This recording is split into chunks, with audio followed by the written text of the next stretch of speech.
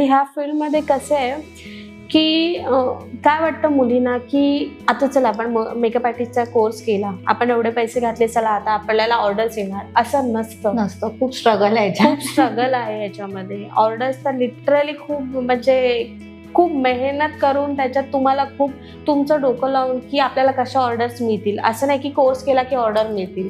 Actually असं बऱ्याच मुलींचं असतं आणि मग ऑर्डर्स नाही मिळाले की ते लोक ते स्किपच करतात.